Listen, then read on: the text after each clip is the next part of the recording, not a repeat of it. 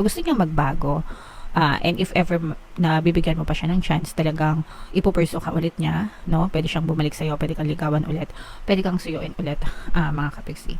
Pero yun nga lang, parang ang nararamdaman ko dito is, ay gusto ka niya, parang gusto ka pa rin niya, pero gusto niya meron pa ring side bet, no? So, parang ayaw niya ring bumitaw. Lahat kayo, parang ayaw bumitaw. So, parang kung papipiliin mo siya, wala siyang pipiliin, kasi parang pipiliin niya parehas, no?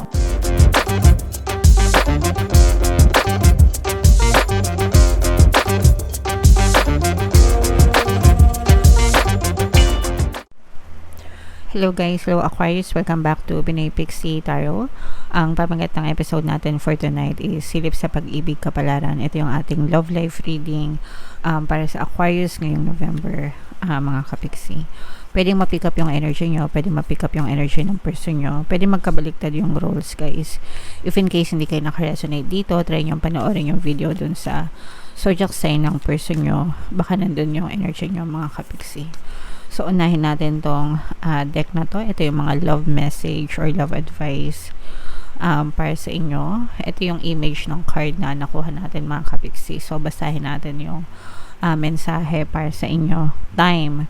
You are trying too hard. Give it time. So, hindi minamadali guys at saka hindi pinipilit yung pag-ibig, yung love connection. You allow it naturally mga kapiksi. Okay? Hayaan nyo lang, basta ipagdasal nyo mga kapiksi, maging consistent kayo sa inyong prayers and affirmation, and continue seeing in your head na ikaw at saka yung person mo okay kayo regardless of the circumstances. And then eventually it will unfold naturally. Whatever you desire dun sa relationship nyo, mangyayari din basta mag-focus kayo. Sometimes kasi pinipilit natin, di ba?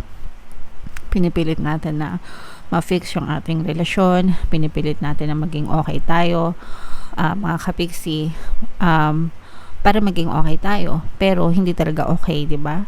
So, kailangan hayaan natin, lalo na kung maraming problema, maraming galit, maraming negative na nangyayari. Ang unang kailangan gawin dyan is pagpapatawad sa isa't isa, magkaroon ng forgiveness and acceptance, okay?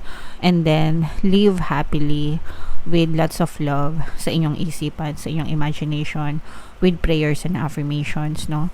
And then eventually it will be pushed out in your reality. So antayin nyo lang mga kapiksi, magbabago din ang lahat or magiging okay din ang lahat, basta palagi nyo lang ipagdasal and maging consistent lang kayo sa pagkakaroon ng positibong mental diet, no? Again, prayers and affirmations, para magbago din yung takbo ng relationship nyo or maging harmonious din yung relationship nyo mga kapiksi. Okay? Alright. So, comment down below if feeling nyo naka-resonate sa inyo yung message na yan, guys. Tingnan natin yung mga energy surrounding your situation. Kung ano yung maka-resonate, guys, yun yung i-take nyo kasi iba-iba naman kayo ng sitwasyon. Again, general reading lang ito. Mga kapiksi. So, we have talking energy, mga kapiksi, for some of you.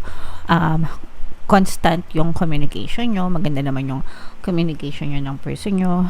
Kung LDR kayo, palagi naman kayo nag-uusap, nagte-text, nag-chat. Yung iba sa inyo, kahit hindi kayo LDR, ganyan, constant pa rin. Kumbaga maganda naman yung flow ng communication nyo, mga kapiksi. And kung hindi naman kayo nasa ganitong stage mga kapiksi, kung nagkakaroon kayo ng problema sa communication, guys, pwede nyo pakinggan yung mga subliminal natin, pampakontak na subliminal at saka yung guided meditation, Tagalog guided meditation na pampakontak mga kapiksi. Super effective nun, guys. Ang dami na nating success stories dun. Okay?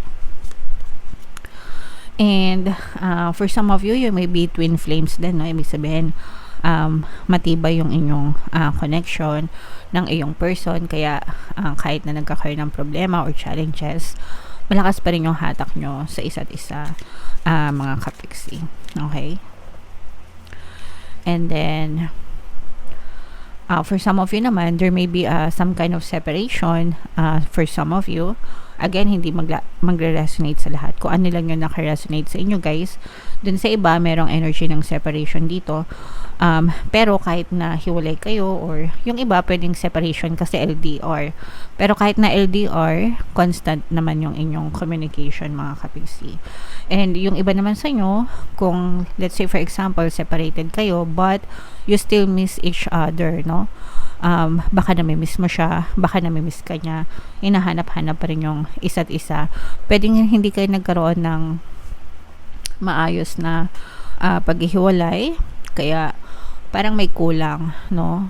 Parang merong hindi naayos, kaya probably yun yung reason kung ba't namimiss nyo yung isa't isa, mga kapiksi. You're still thinking of them, they're still thinking of you. And pwede nyo pakinggan guys yung pampamis na subliminal no, kahit na hiwalay na kayo, as long as hindi pa taken, no? Kasi pag taken na sila guys, you have to learn to let go, no? Kasi isipin nyo na lang merong other party na masasaktan if ever. So but yeah, kahit hiwalay na kayo guys, as long as kayo yung mga legal, no, may karapatan, legal, ganyan, kung gusto niyo ipaglaban, yes, you can listen to may subliminals, mga kapigsi. Alright? So, comment down below if feeling nyo naka-resonate sa inyo yung mga messages na yan. Tingnan natin yung ganap sa love life nyo guys. Ngayong November, shuffle ko to. Habang sinashuffle ko to, panoorin nyo muna yung video natin regarding sa ating paano mag-manifest ng abundance video course. Kapiksi, sawa ka na ba sa mga struggles at hirap sa buhay mo? Masipag ka ba at masikap sa buhay ngunit hindi ka pa rin umaasenso? Ilang beses ka na bang nag-attempt mag-negosyo at mag-invest pero palagi ka pa rin nalulugi? Sa pagkakataon na ito ay maaaring may subconscious beliefs ka na nagiging balakid sa iyong pag-unlad at pagyaman. Introducing, paano mag-manifest ng abundance video course. Dito ay matututunan mo ma-overcome ang mga balakid mo para tuluyan ka ng umunlad, umasenso, sumagana, maging matagumpay, successful at maswerte sa iyong kabuhayan, pera, trabaho, negosyo sa labi at kaperahan ng bonggang-bongga. Dali, mag-send na ng email sa pinoypixitarot@gmail.com at simulan na ang iyong pagyaman ngayon. Alright, so sa lahat ng gusto mag-avail ng course guys, yung promo natin for November, magbibigay tayo ng 500 pesos na discount until November 30, kaya mag-avail na kayo guys. Meron din tayong bagong course, paano mawala ang third party at magkaroon ng harmonious na relationship para mawala yung mga kabit ng mga jowa nyo guys. 20% discount yan until November 30, kaya mag-avail na kayo guys.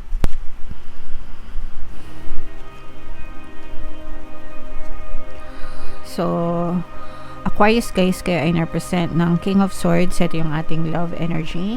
Mga kapisi, mayroon ditong presence ng another earth sign. Aquarius, Gemini, Libra, earth signs, Capricorn, Taurus, Virgo. For some of you, maaari may ganyan kayo sa inyong natal chart or you may be dealing with other people or baka ganyan yung kanilang zodiac sign mga kapiksi. For some of you, this is a third party situation mga kapiksi, no? Meron tayong napipick up na third party dito and parang medyo magulo or medyo nagkakaroon ng kaguluhan sa relationship nyo because of this third party. So parang ikaw, pwedeng ikaw at saka yung third party walang balak na umatras dun sa relationship. So in short, for some of you, pwedeng pinag-aagawan nyo yung inyong partner o specific person. Kung kayo ay may mga anak na, mga kapiksi, parang feeling ko yun yung pinaglalaban nyo, yung karapatan nyo at saka yung karapatan ng anak nyo dun sa person, mga kapiksi.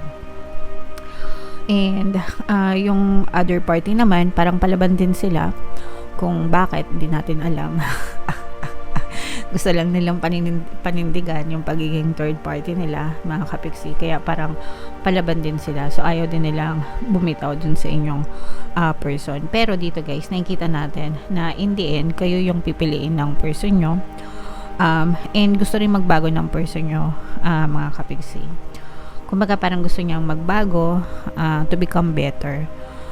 Kasi parang dito sa relationship na to, nare-realize niya, no? Parang nare-realize niya yung value mo at saka yung value ng anak mo kung meron kayong anak, na mas mahalaga kayo kaysa dun sa third party na pinili niya right now. And parang medyo nagiging mature na rin siya. Kumbaga parang nakakapag-isip na siya ng mas malalim ngayon and nare-realize niya kung ano yung pagkakamali niya. So gusto niya magbago.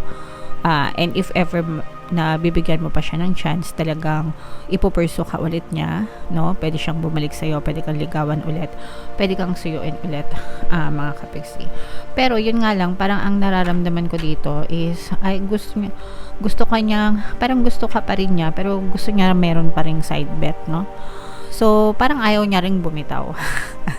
Lahat kayo, parang ayaw bumitaw. So, parang kung papipiliin mo siya, wala siyang pipiliin kasi parang pipiliin niya parehas, no? So parang gusto niya na keep ka pa rin niya, pero gusto niya keep niya pa rin yung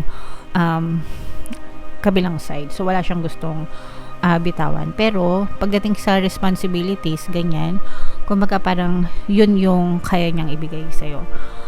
Kaya niyang pasayahin ka ulit or panindigan ka ulit, pero parang hindi niya rin kayang i-let go yung third party, mga kapiksi.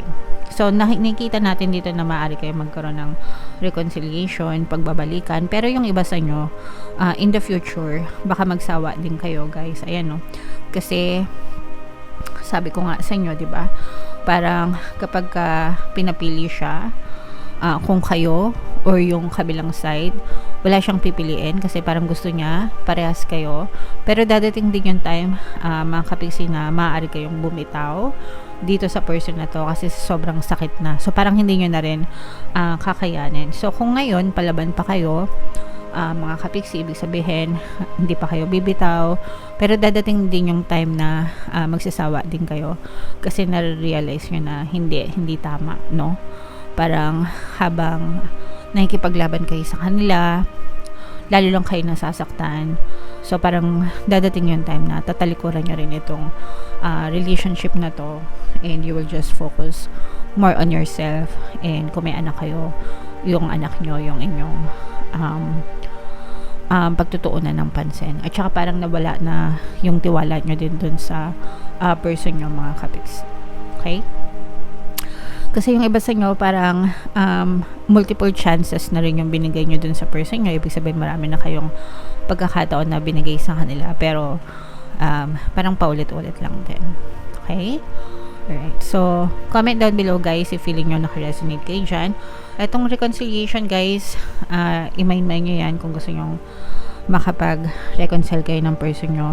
If merong third party, guys, pwede nyong pakinggan yung ating mga subliminals, pampawala ng kabit, para ikaw ang piliin, pampawala ng balakad, tsaka yung pampaloyal. So yung apat na subliminal na yun yung pinaka-the best na combo para mawala yung mga third party and magstay loyal sa yung person nyo.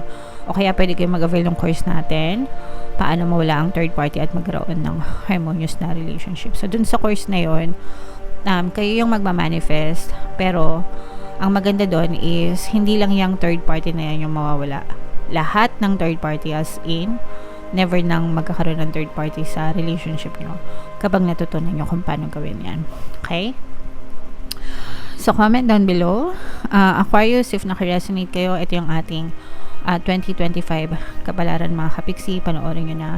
Ito naman yung ating success stories ng paano mag-manifest ng abundance video course. Click here to subscribe. Ito yung ating mga relationship subliminal, guys. Thank you for liking, sharing, and subscribing. See you next time. I love you all, mga kapiksi. Have a nice day. Bye-bye.